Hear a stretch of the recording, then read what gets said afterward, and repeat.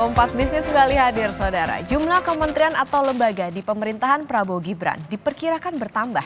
Anggaran belanja kementerian juga akhirnya bertambah, memakai pos dana darurat APBN. Bagaimana kekuatan fiskal Indonesia mengakomodir keinginan pemerintah baru ini? Kompas Bisnis sudah bersama dengan Direktur Eksekutif Selyos Bima Yudhistira. Selamat pagi, Mas Bima. Selamat pagi. Ya, Mas Bima, bisa dilihat apakah utak-atik anggaran ini sebetulnya sudah cukup menggambarkan program populis Prabowo, mengingat dana yang dipakai ini justru hasil penghematan anggaran lain atau pos darurat. Seperti apa, Mas Bima? Ini justru menunjukkan sebaliknya, menunjukkan bahwa sampai-sampai menggunakan dana cadangan yang peruntukannya sebenarnya untuk emergensi ketika terjadi bencana, sekolah itu butuh renovasi, sekolah itu kemudian butuh tunjangan-tunjangan yang spesifik misalnya sebagai antisipasi dari bencana. Seperti yang terjadi pada waktu pandemi 2020 kan ada kuota internet, ada tunjangan lebih untuk guru. Itu sebenarnya digunakan hanya pada saat terjadinya bencana. Nah, ini justru menunjukkan kalau ada program baru tapi mengambil dana dari cadangan, terutama cadangan pendidikan yang paling banyak diambil, itu menunjukkan bahwa ruang fiskal, fiscal space itu semakin terbatas sampai sampai mengambil dari dana cadangan. Kenapa tidak mengambil dari penghematan atau efisiensi belanja pegawai atau belanja barang, belanja yang sifatnya adalah birokrasi yang 850 triliun itu kita spend atau kita habiskan setiap tahunnya, itu kan besar sekali. Jadi ada hal yang tidak kreatif di sini terlihat sampai mengutak-atik dana cadangan. Dan ini kan juga punya resiko. Indonesia itu dari Januari sampai September 2024 sudah terjadi 1.300 bencana alam. Jadi artinya dana cadangan ini harusnya terus dipupuk, terus dibesarkan, bukan kemudian diambil untuk program quick wins. Nah, selain itu juga ini menunjukkan apa? Menunjukkan bahwa uh, selama ini postur dari APBN sebenarnya sudah menyediakan pada waktu RAPBN 2025 disampaikan oleh Pak Presiden, itu sebenarnya sudah menyediakan ruang untuk belanjanya Pak Prabowo ke depan, yaitu dalam postur belanja lainnya. Belanja lainnya itu 23% dari total APBN, udah 600 triliun sendiri untuk belanja lainnya. Nah, kita juga mempertanyakan saat itu, ini kan sudah ada belanja lainnya. Belanja lain itu tidak didefinisikan saat ini, tapi begitu programnya berjalan, baru ada laporan pertanggungjawabannya. Dan itu 600 triliun sekali lagi. Apakah uang sebesar itu tidak cukup membiayai quick win sampai mengambil dari dana cadangan, terutama dari cadangan pendidikan? Nah, ini yang kemudian agak melihat ada kekhawatiran, berarti anggaran quick win ini bisa jadi lebih besar daripada yang direncanakan di awal.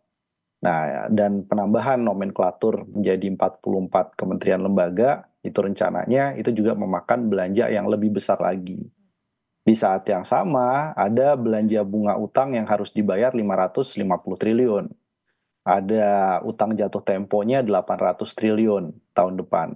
Artinya memang kita sedang tidak berada dalam kondisi yang baik-baik saja untuk APBN, tapi kalau diambilnya untuk program baru itu dari dana cadangan, saya pikir ini harus dievaluasi. Meskipun waktunya memang sudah sangat terlambat, tapi ada ruang APBN perubahan untuk melakukan evaluasi agar dana cadangan, pendidikan, kesehatan itu jangan diutak-atik. Karena tahun depan juga tantangan selain dari bencana alam, tantangan ekonomi, tantangan penurunan kinerja dari ekspor, penurunan harga komoditas, itu bisa jadi dana cadangan yang diposkan itu tidak mencukupi untuk dikeluarkan tahun depan. Oke, artinya kalau diambil dari dana cadangan yang tadi ya misalnya dari bencana pendidikan ini justru dipertanyakan atau tidak tepat karena yang dipertanyakan juga adalah artinya dengan program quick win yang segitu banyak bisa jadi tidak realistis gitu dengan nantinya gimana anggaran kita. Nah, Mas Bima, dana darurat yang seharusnya jadi bantahan ini kan justru mengecil artinya ya. Jika ada gejolak ekonomi ataupun juga bencana alam, konsekuensinya apa sih bagi fiskal, masih cukup sehat nggak sih berangkas keuangan kita?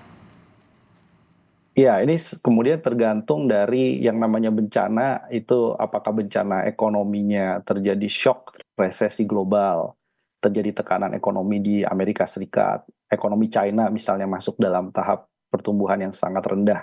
sehingga mengancam kinerja ekspor maupun impor bahan baku nantinya kan kepada pendapatan negara dari pajak dan dari PNBP. Nah, dalam kondisi-kondisi yang unpredictable, yang tidak bisa diprediksi ke depan, maka perlu sekali adanya dana cadangan yang jauh lebih besar, sehingga fungsi-fungsi utama dari belanja yang sudah diprogramkan, kemudian juga fungsi kesehatan, pendidikan, itu tetap berjalan secara normal, meskipun terjadi banyak sekali tantangan dan termasuk juga bencana ekonomi, bencana alam juga. Jadi artinya apa? Artinya tahun depan ini adalah tahun yang penuh dengan tantangan dan resiko. Karena situasinya penuh tantangan dan resiko, maka cadangan itu harusnya diperbesar. Nah, jadi ini yang menimbulkan pertanyaan kan sepertinya sense of risk-nya, sense of crisis-nya itu tidak muncul di dalam APBN 2025 ke depan. Sementara kan presiden harus mendeliver program-program yang sifatnya populis untuk segera dijalankan di tahun pertama. Nah, dari awal kan banyak sekali yang memberikan masukan. Silakan saja makan bergizi gratis, silakan saja mau bikin lumbung pangan dan lain-lain. Tapi untuk tahun pertama, karena situasi ke depan ini sulit sekali untuk diperkirakan, maka harus ada rasionalisasi dari segi berapa alokasi belanja yang ditetapkan tahun pertama. Yang penting kan programnya jalan dulu.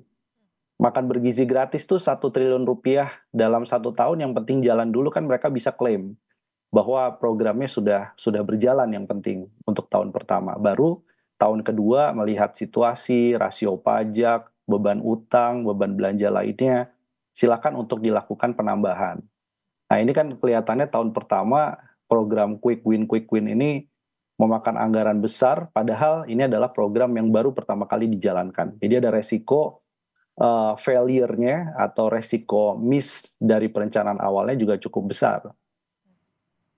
Oke, yang jadi catatan adalah tidak hanya bencana alam tapi juga bisa jadi bencana ekonomi karena tadi ya tahun depan ini bisa jadi apa ya tahun yang penuh tantangan, makanya harusnya dana cadangannya ini besar begitu. Mas Bima, kalau dilihat dari keputusan yang diambil, apakah Kementerian Keuangan ini sebagai bendahara negara cukup permisif dengan permintaan anggaran untuk membiayai janji kampanye Prabowo? Iya, menjadi double permisif. Kenapa? Karena pada waktu nota keuangan RAPBN 2025 dirilis, itu kan sudah mengambil porsi dana pendidikan untuk makan bergizi gratis. Itu pertama. Kedua, anggaran untuk belanja lain-lain yang tadi tidak didefinisikan 600 triliun. Itu besar sekali tuh untuk 1 tahun anggaran. Nah, baru yang kemudian ini ternyata pada waktu pembahasan dengan DPR, ada utak-atik soal masalah dana cadangan. Satu lagi tambahannya adalah rencana untuk perubahan mandatory spending belanja pendidikan yang sebelumnya dikaitkan dengan total belanja mau diubah menjadi dengan total pendapatan atau penerimaan negara. Jadi ada 4 hal yang kita lihat dari soal belanja ini. Menteri Keuangan di akhir jabatannya lebih politis dibandingkan seorang teknokrat. Itu yang terlihat dalam beberapa analisisnya dan juga pernyataan di berbagai media. Sehingga kita juga bisa lihat bahwa akhir tahun harusnya kan Ibu Sri Mulyani di last minute dia akan bilang bahwa deliver yang paling smooth atau transisi yang paling lancar ke pemerintahan selanjutnya adalah menyediakan ruang fiskal tanpa mengganggu kondisi APBN yang ada sekarang dan memberitakan berbagai resiko-resiko ekonomi, resiko-resiko terkait dengan geopolitik yang akan berdampak pada postur APBN tahun berikutnya. Nah, terserah nanti presiden berikutnya mau menggunakan APBN perubahan, dan itu diperbolehkan juga oleh konstitusi untuk menggunakan APBN perubahan, entah bulan Februari setelah menjabat atau bulan Maret 2025. Itu terserah pada Menteri Keuangan selanjutnya.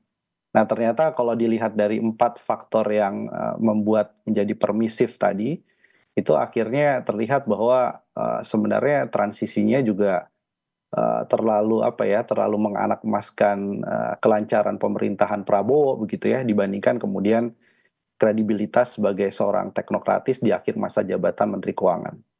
Oke, sangat permisif padahal di satu sisi sebetulnya di pemerintahan Presiden Jokowi juga masih ada beberapa PR yang harus diselesaikan dan juga nanti bisa saja dibawa ke pemerintahan berikutnya. Mas Bima, berikutnya dari semua postur anggaran dan jumlah kementerian, apakah ini berdampak positif sebetulnya bagi pertumbuhan ekonomi? Kalau iya, apakah berada di jalur yang tepat untuk targetnya pertumbuhannya 8%? Negara yang semakin menuju pada fase pendapatan per kapita yang tinggi, menuju pada fase trajektori menjadi negara maju, adalah negara yang mempraktekkan lean birokrasi. Jadi birokrasinya itu lebih ramping, lebih efektif, tapi belanja modalnya untuk pembangunan infrastrukturnya berkualitas. Belanja untuk risetnya itu didorong. Tapi jumlah personil dan jumlah birokrasinya itu semakin ramping. Pelaku usaha juga menginginkan itu. Jadi menginginkan agar birokrasi itu tidak terlalu ruwet koordinasinya dengan berbagai banyak kementerian lembaga di sana yang punya peran kemudian yang saling tumpang tindih.